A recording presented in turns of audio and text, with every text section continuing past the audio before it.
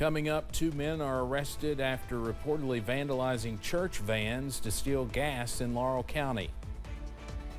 And in some areas, doctors could soon be visiting you. We speak to a rural health expert about legislation mobilizing health care. Plus, we've gone from spring yesterday back to not just fall, but almost a winter preview overnight. The latest on chances for frost coming up as First at 4 continues. Mountain News First at 4 continues. 2 people are facing criminal charges accused of vandalizing church vans to steal their gas.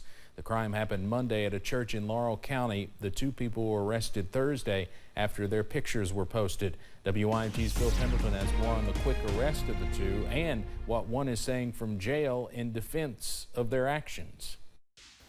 Both of these vans are going to need some significant repairs after thieves drilled holes in the gas tanks to steal the gas. The minister of this church tells me he's not really sure what it's going to take to fix both of these vans. He says this crime has them down, but not out, in their effort to reach young people.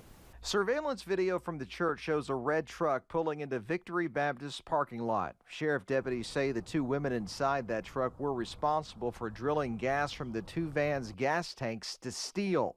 The sheriff's office posted pictures of that red truck and not long after arrested Natasha Scott and Ashley Cope. Just from what we picked up on their Facebook page was that it was significant damage because they'd actually punctured holes in the gas tanks and made slices in the gas tanks. Ashley Cope was released on an administrative bond Friday afternoon, but from jail, Natasha Scott says she was not at the church to steal anything, and that Cope told her they had permission to be there. She had told me that he said that we could get gas, and she said that she was dismounting the something from something, but she never said she was poking a hole in anything. The pastor tells me that they installed these video cameras after there were other crimes that happened here, one of which was the theft of another van. They used insurance money to buy one of these vans to replace that stolen van. They also had break-ins to the church. He says he believes people just don't have fear of the Lord or of anything else, and that's why this is happening. In Laurel County, Phil Pendleton, now back to you. In addition to the charges from the van vandalism, Natasha Scott is also facing several outstanding warrants on failure to appear in court on shoplifting and driving on a suspended or revoked license charges.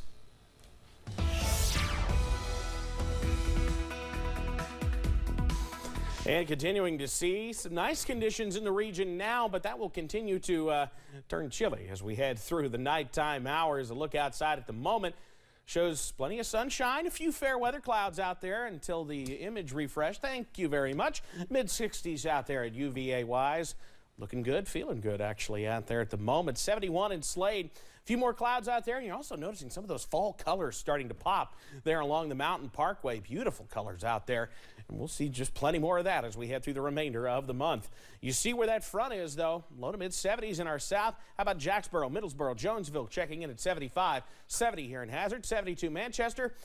It's 66 in Jackson, 67 in Irvin, and 63 in Moorhead. We continue to watch the clouds move out and the chilly air move in as that front pushes through. So we're going to be dealing with much cooler weather as we head through tonight. How about some frost chances? Western County's under a frost advisory tonight. 39 the reading on our thermometers as we head later on tonight. Mostly clear with a little bit of that patchy frost, especially west. Details on when we could see a return to some warmer air coming up in just a few minutes. Steve? Right, Evan, thank you. Well, festival season certainly continuing here in eastern Kentucky. WYMT's Olivia Calfee has been in Barberville today, learning a lot about the history of that town and their popular 74-year-old festival. I'm here at the Daniel Boone Festival on the grounds of the Primitive Camp. As you can see behind me, this is a place where people have been camping out all week like they did in the pioneer days. I got to talk to some of them about what their favorite part of this week has been. We love for people to come by and visit. And if somehow come by, we'll teach them how to make fire with flint and steel. We'll show them and explain to them how to load and fire a flintlock or a cap lock, mostly flintlocks for that time period. And, you know, it's just, like I say, there's so many things that's going to be lost to the next generation. This is the 74th year of the Daniel Boone Festival, and I'm told this is something that people look forward to every year. In Barberville, Olivia Calfee, WYMT Mountain News. All right, hopefully Olivia will bring us back some of the homemade apple butter from that festival. We'll have more from the Daniel Boone Festival coming up tonight at 6. Today is also the first day of the fall meet at Keeneland in Lexington. The meet runs through October 29th with races Wednesdays through Sundays. There are still general admission tickets available for most days, but Keeneland officials say Friday and Saturday tickets usually sell out quicker. Of course, this is a historic fall here with being able to host the Breeders' Cup at the end of our fall meet.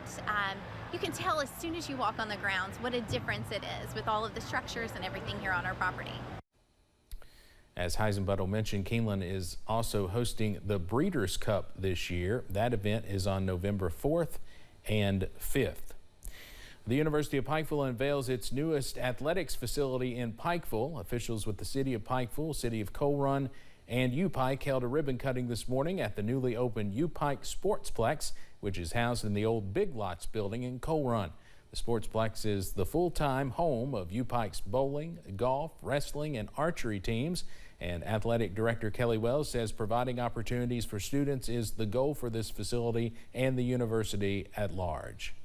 For them to have opportunities to come and do the sport they love while getting a marvelous education is the goal of our university. So to be able to have that with their own facilities, their own names on them, and to be able to have that as a prideful thing, I think our student athletes will find their best version of themselves. Wells added that this will also be a powerful tool for recruitment of the most elite student athletes from across the country and make U-Pike athletics one of the most competitive in the nation. We'll hear more from Wells, other coaches, and some student athletes tonight at 5:30.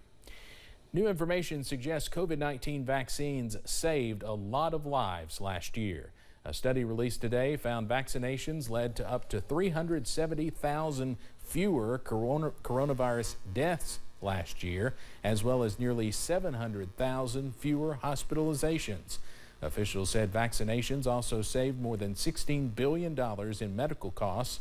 Researchers came to this conclusion after analyzing information from nearly 27 million Medicare enrollees and looking at data from the Delta and Omicron surges in 2021. With this in mind, health officials are urging more Americans to get updated COVID boosters. Congress is trying to close gaps in health care coverage by cutting some red tape. New legislation will take the bandages out of the brick and mortar clinics and on the road. WYMT Washington News Bureau reporter Peter Zampa looks at how the policy will bring care to underserved and rural areas. I think it's a great recognition of some of the equity challenges we've had in a lot of these communities.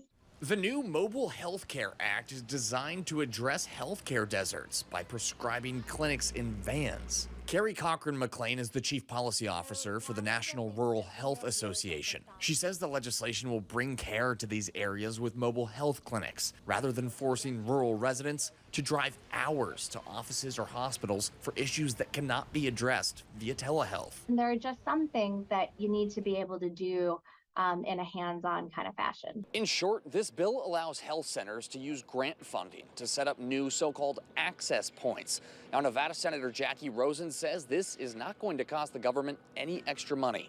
It's really just going to expand what our health clinics can do all around, not just my state of Nevada, but every place around the country. Rosen authored the legislation that had massive bipartisan support.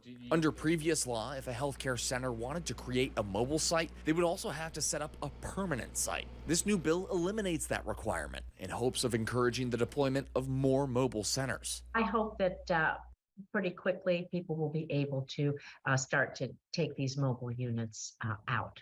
The legislation passed both chambers of Congress and is now awaiting the president to sign it into law. Reporting in Washington, I'm Peter Zampa.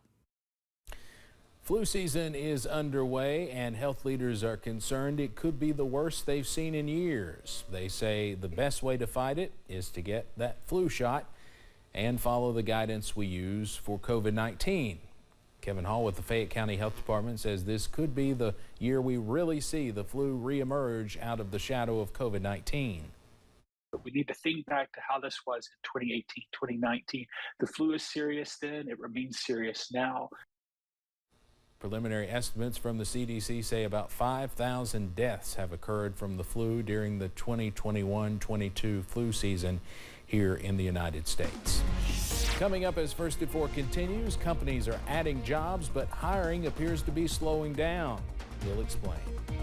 Plus, cold air on its way back into the mountains and plenty of it as we head into the weekend. Those details next.